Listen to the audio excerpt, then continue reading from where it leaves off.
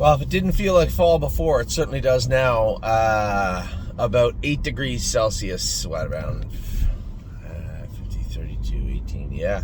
Around 48, 49 Fahrenheit. When I get in the car today, it's gone up to 54. It's going to go up a little bit, but it was a chilly fall-like morning. Now, I'm really torn this year because my entire life fall, I love the summer. I love everything about what we do and all the transitions throughout the year.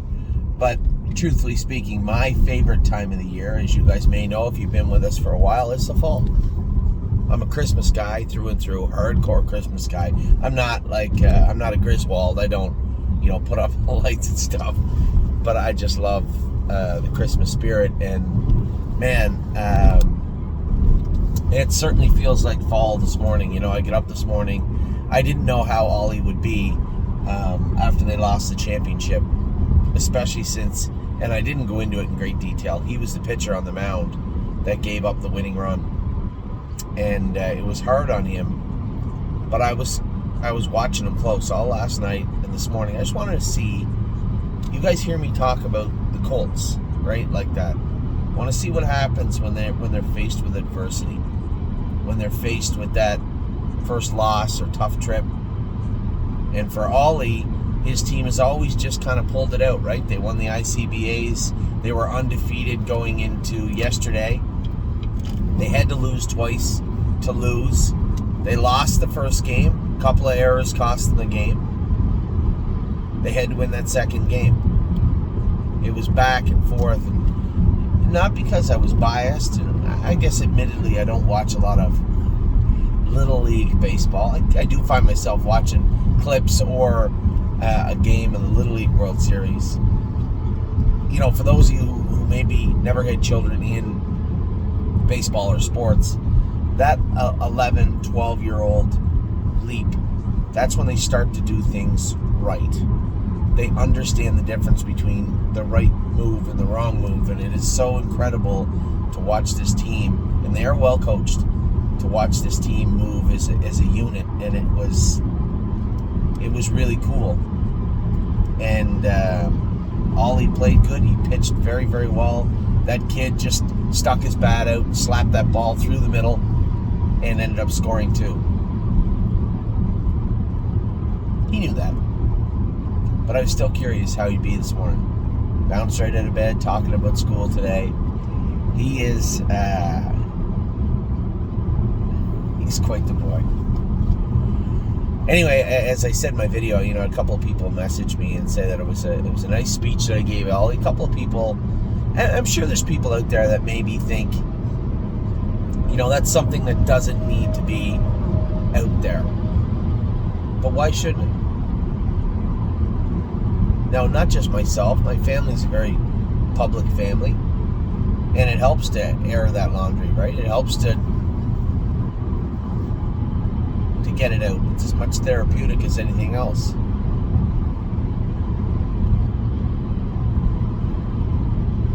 Anyway, it didn't end up being the weekend we wanted, but it certainly ended up being the night that I wanted.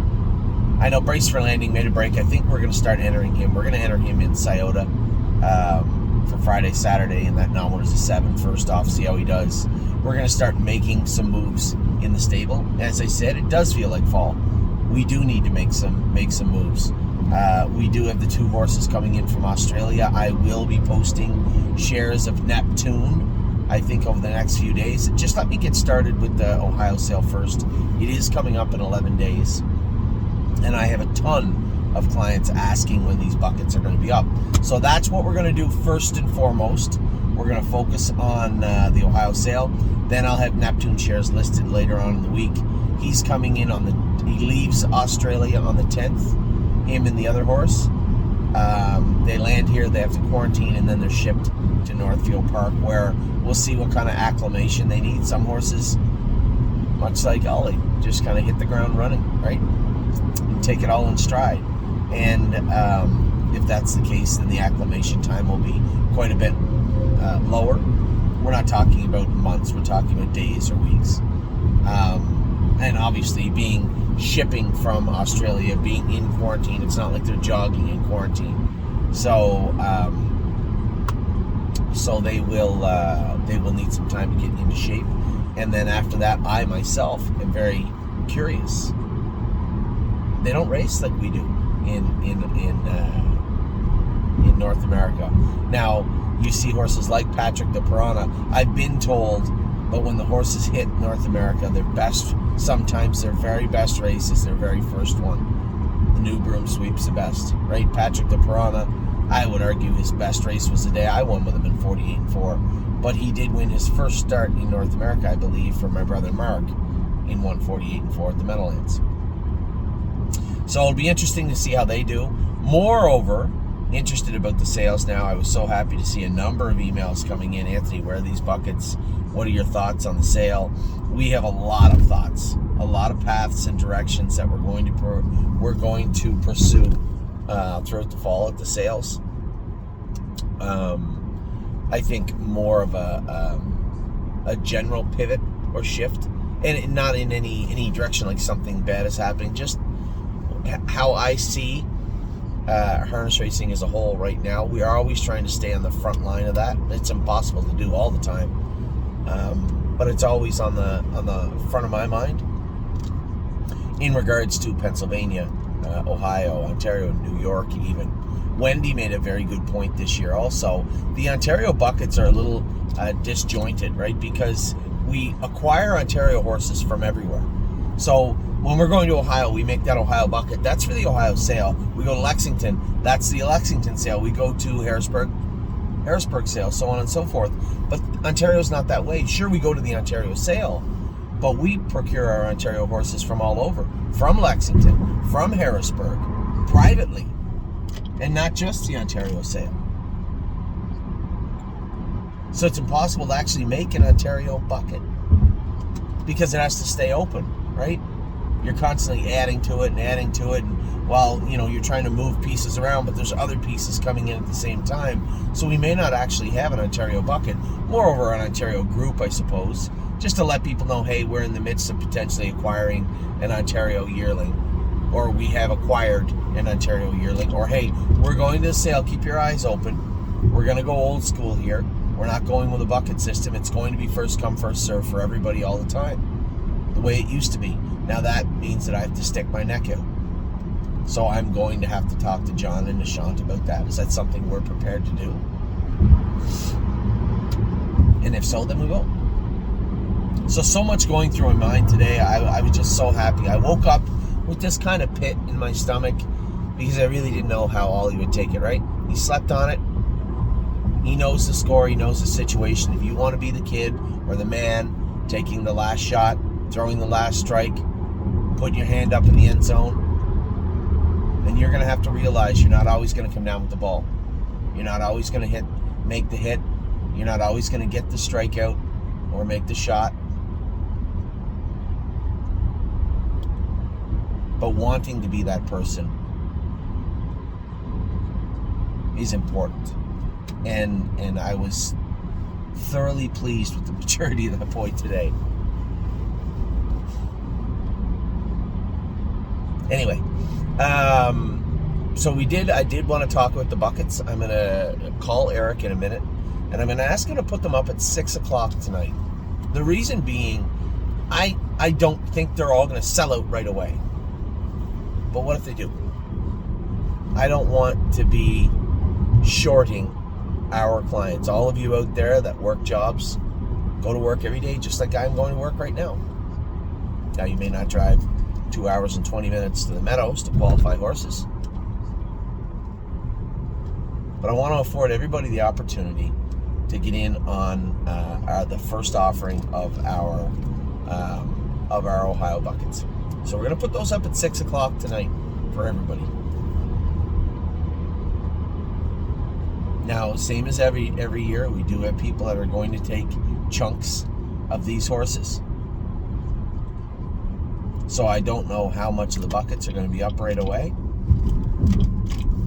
I would suspect somewhere around 40 to 50% of each bucket will be available.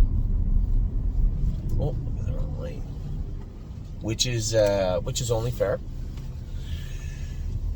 In regards to the other, as I said, the other large amounts of questions and emails about Neptune, He's going to be arriving in North America on the 10th. He'll be in our barn by, let's say, the 20th. He'll be in our barn by, let's say, the 20th. And then that acclimation period will start. You may see that horse in to go by the end of September. But my predictions, my expectations are somewhere around the first part of October. And now, last night, we had 3 horses racing. We had Brace for Landing. We had All Gas, No Brakes. Was also racing. What was the third horse that was in? Yo Mister. We started off not the way I wanted to see things going, with a break from Brace for Landing with the hobbles on. So as I said earlier in the video, he's going to be coming to potentially Pennsylvania, but I think for now we'll take him to Northfield and enter him in Scioto, since Jason's doing a little traveling down there. He was thoroughly pleased with the way Save America raced. I think everybody was. So he's going to continue to enter and ship him for now. Now when we start going to Dayton, will that switch to Stacy and Brett? Very good possibility it will. I'll leave that up to Jason for now, as I'm busy with sales season. I'm always on the road. He may just say, you know what, I'll take them down and race them in Dayton. If we have a full load going on a Friday, then that's exactly what we'll do. That's up to Jason. So Save America's going there anyway. I believe Rock Shining Star is going to be entered in the non-wars of 14,500 in Scioto also. Since Jason's already going, we may as well race him there.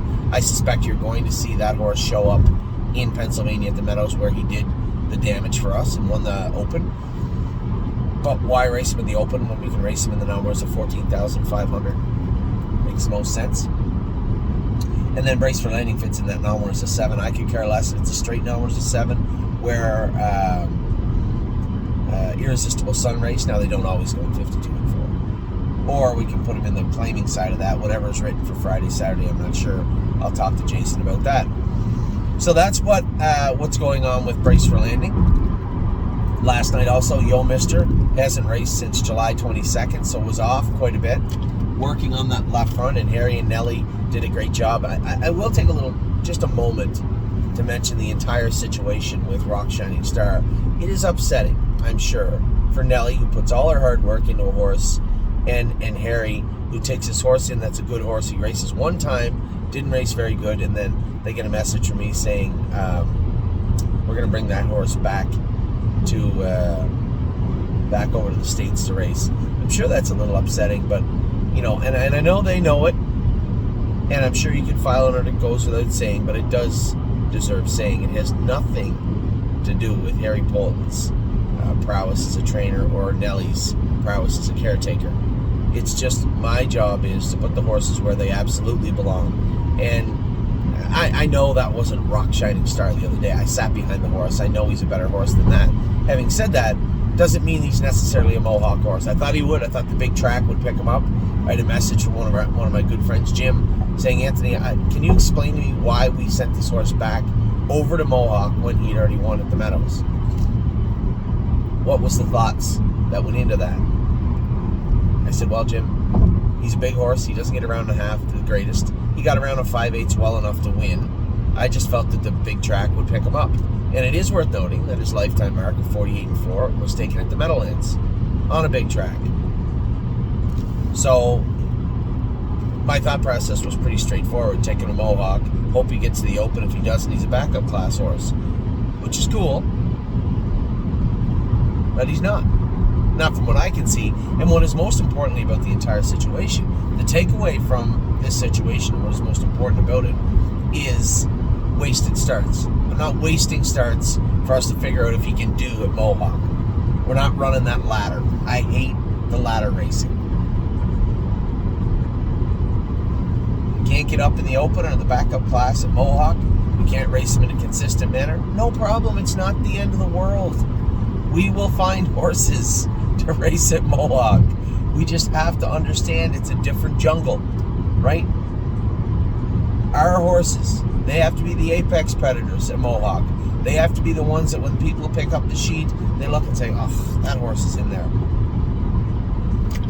We have to try our best to stay away from horses that, well, if he gets a trip and James gets away close, and then, the front end's hot and we get out, we can probably, maybe, we can do all right. Got to stay away the best we can from being 10-1 shots at Mohawk. It's just not going to work out.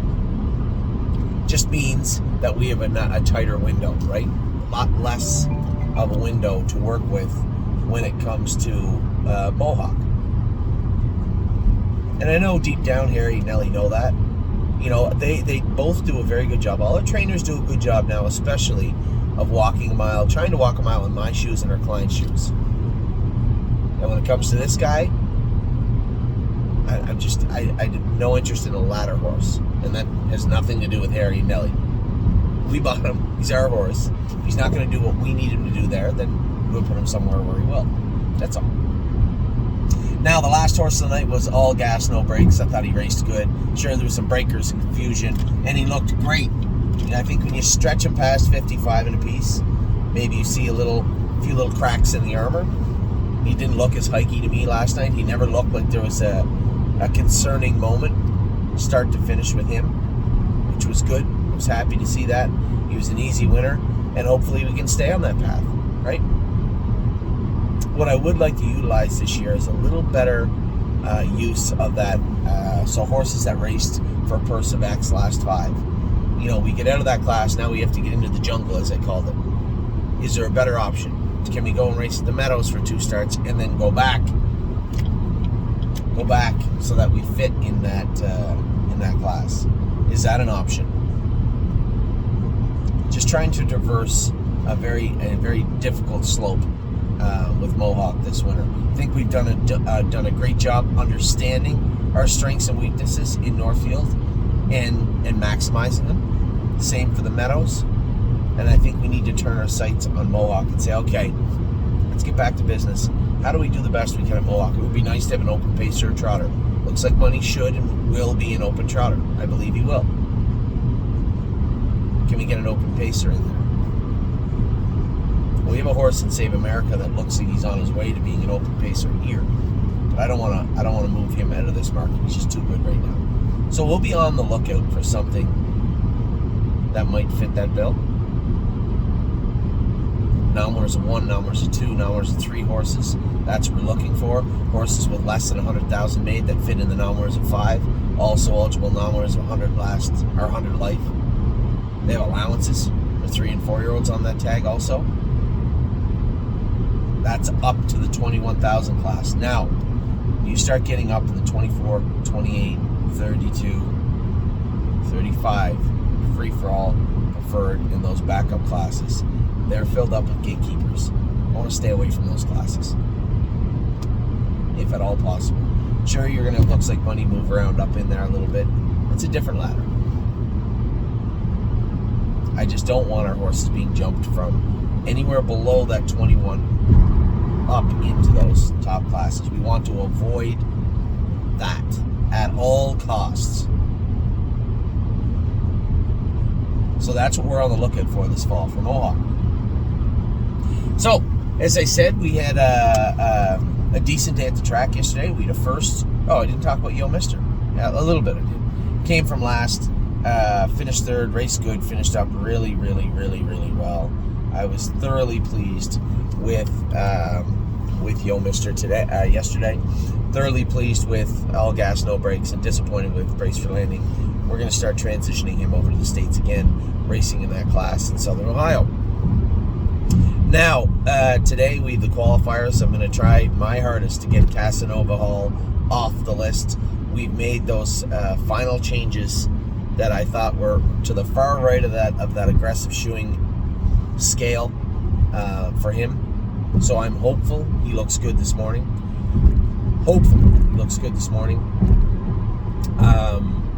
And then we have Insider Trading, who I'm pretty confident is back on track.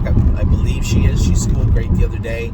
I felt no concerns at any point with her in regards to making a break. So it would be pretty disappointing. Listen, today could be one of those days. It could, I could be dragging my lip out of the Meadows later this morning, or I could be leaving with a feeling of, getting your job done right. And hopefully it's a ladder. I also have Tenacious Hanover will be schooling today. So we're gearing up for Pennsylvania this week. A big week ahead for us. All the finals are this week. The consolations, the finals of the Stallion Series and the Sire Stakes. I think we have 5 or 6 horses going. So it's a big week for the state of Pennsylvania for us over the next 7 days. Kentucky goes again today. We have Rosetta, Gymboree, Grand Slam Dio, and Green Glitter. Scotty's going to drive Green Glitter. Jody Jameson is going to drive the other 3 horses. He's in Lexington. He's going to stop by the house tonight after the races, and he is racing Thursday in the Meadows, also in finals. I didn't see who he had in, but he told me he was racing. We also have a big night tonight for Gaslight Hall. Need this victory. I'm going to talk to James also. I know he's in a good spot to win, and hopefully he gets the job done. It's been a very the entire stake season so far for Gaslight is going according to plan. He's done as much as he can every single start he raced. James prepped him really well last week. He's made it into the final in Kentucky. Hopefully he's going to make it into the final of the Grassroots. If he doesn't, then he'll race the Consolation. I don't care. Century Legion, Dominic's got him back in his barn now. He had him all year. Harry and him had made a trade with some horses. And I'm also going to send some of our 2-year-olds coming back. Speed of Sound is going over there, Dancing by Myself. Those horses are going to train down on a bigger track over at First Line Training Center with Harry and Dominic. We have a number of horses that'll be going over there also as we start to fill up our barn with their babies. Jason and I have to sit down, both Jasons have to sit down and take a look. We have 83 stalls in the barn. Can't go hard in 83. We usually fill up with about 40 yearlings, 40 to 50 yearlings. So how many horses, who's going to be in our barn, who's going over to Ontario? That will be a conversation for down the road also. Aunt Lily and Freedom Hill race tonight. Lovers Play races tonight. And then, of course, we round out our night with our girl, I'm Fancy Like, making her first start in New York State at Yonkers tonight. Picked to win from the rail with my brother Mark driving. So that's a good look at what took place both yesterday and on the weekend. What's taking place right now today, hopefully. Hopefully we're 2 for 2 at the qualifiers today. Hopefully I get a good look at Tenacious Hanover and like what we see. And have a good day at the track. So a lot going on. The buckets will be up tonight at 6 p.m. 3 of them for the Ohio sale. I've gone through the entire sale book twice with Amy. I'm going to finish up and go through every single video again today. I'm going to put every horse I like on a list. I'm going to go back over that list. And of the horses on that list, I'm going to scrutinize them a little bit more also. Any horses I don't believe are going to make the cut will be erased off that list. And that will give us a firm list to go look at on viewing day, which is the day before the sale. That will be on next Thursday. Next Thursday, myself and a number of clients are going to descend on the sales grounds, look at the horses, well, have a drink, have some supper, talk about what we saw, what we didn't see, and make a firm plan for the Ohio Sale 2024. So that's where we stand right now. We got some very clear marching orders for the rest of the week. For today, first thing on the docket is get these 2 horses qualified. Let's see if we can get that out of the way. So with that, I'm going to let you go. Have a wonderful day. I hope it's nice wherever you are. I will talk to you all very soon.